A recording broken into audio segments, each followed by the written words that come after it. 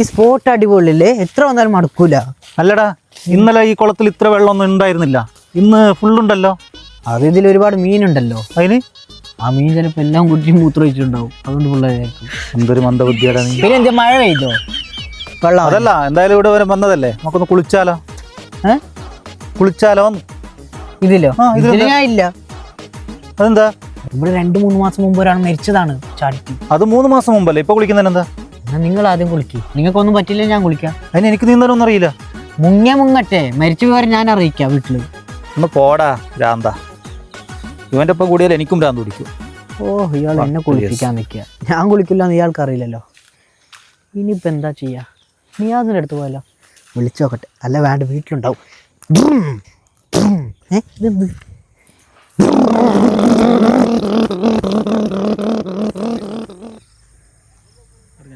അമിത് ഭായി, ആ കാണുന്ന മാങ്ങൻ്റെ പേരില്ലേ, അതിൽ കുറേ തേങ്ങ, നമുക്ക് എത്ര മാങ്ങ കിട്ടട്ടിയല്ലേ? എന്ത് പറഞ്ഞു? മനസ്സിലായിട്ടില്ല, ഒന്നുകൂടി പറഞ്ഞു.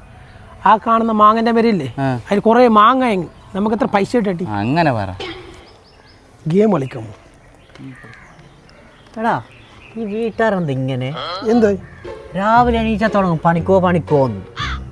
അല്ല, നിനക്ക് പണിക്ക് പോകണ്ടേ? ഇങ്ങനെ കറങ്ങിയാൽ മതിയാ? ഓ, നീ അതിനേക്കാൾ അപ്പുറം. നമുക്ക് ലൂഡോ കളിക്കാം, വാ. ലൂടെ? അതല്ല ഓൾഡ് ഭായി, വാ നമുക്ക് പബ്ജി കളിക്കാം, വാ. പബ്ജിയാ? അതെന്താ പബ്ജി എന്നാന്ന് അറിഞ്ഞൂടെ? എന്ത് ബൈ, നീ ഈ ലോകത്തൊന്നല്ലേ ഉള്ളത്? ഒന്ന് പോ സൈഡിലേ. ഓ, നീ കളിക്കോയി. ഓ, കളിക്കാൻ വിളിച്ച വലിയ ഓവറാക്കുക. ഇങ്ങനെ കളിച്ചില്ല, അത്ര പോയി. യൂട്യൂബിൽ എന്തെങ്കിലും കാണാം. വാട്സപ്പിൽ ഇത്ര മെസ്സേജ്. ന്യൂ മുംബൈനെ തോൽപ്പിച്ച പട്ന. കബഡി. കബഡി എന്ന് പറയുമ്പോൾ എനിക്ക് ഓർമ്മയത് എൻ്റെ വാപ്പാക്കുണ്ടല്ലോ. ഞാൻ ചെറുപ്പത്തിൽ വലിയൊരു കബഡി പ്ലെയർ ആവാൻ ഭയങ്കര ആഗ്രഹമായിരുന്നുടാ. എന്നിട്ട് അങ്ങനെ ഞാൻ വാപ്പൻ്റെ ആഗ്രഹം തീർക്കാൻ വേണ്ടിയിട്ട് കബഡി പ്രാക്ടീസിന് പോയി. പോയിട്ട് എന്തായി? എന്നിട്ട് തിരിച്ചു വന്നു.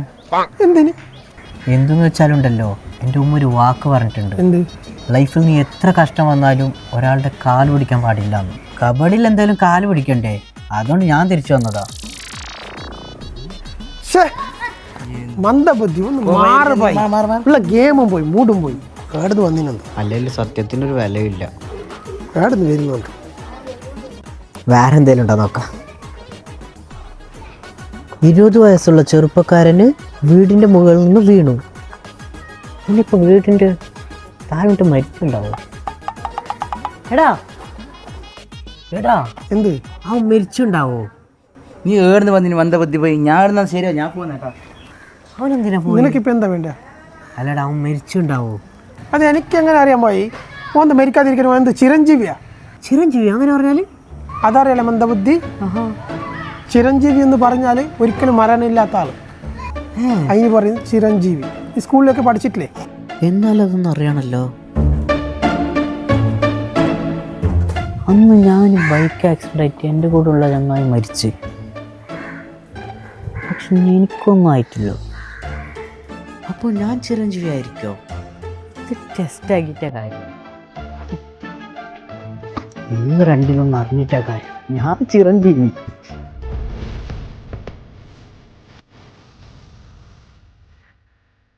നീ അടുക്കുമോ? ഞാൻ മരിക്കാൻ. ഇവന്റെ പ്രാന്ത് തീരാനേ ഇല്ല.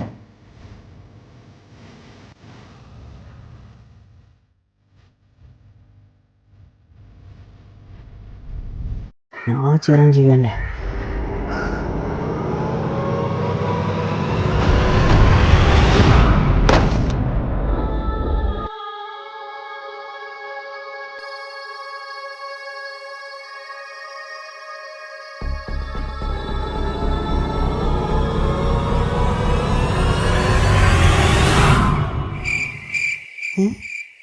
ഞാൻ മരിച്ചില്ലേ? ഞാൻ ചിരഞ്ജീവി. ഞാൻ മരിച്ചിട്ട. ഞാൻ ചിരഞ്ജീവി. ഞാൻ മോളും തുള്ളില്ല. ഞാൻ ചിരഞ്ജീവി. ഞാൻ മരിച്ചിട്ട. അൻസാർ മോളിന്ന് ചാടിരാ. ഞാൻ പറഞ്ഞില്ലേ ഞാൻ ചാടി. എന്തായി? മരിച്ചു.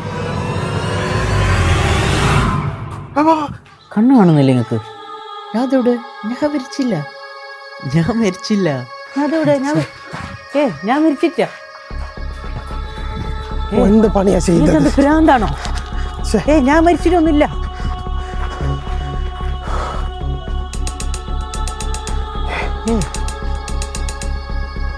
ഞാൻ മരിച്ചിട്ടൊന്നുമില്ല. എന്ത് പണി?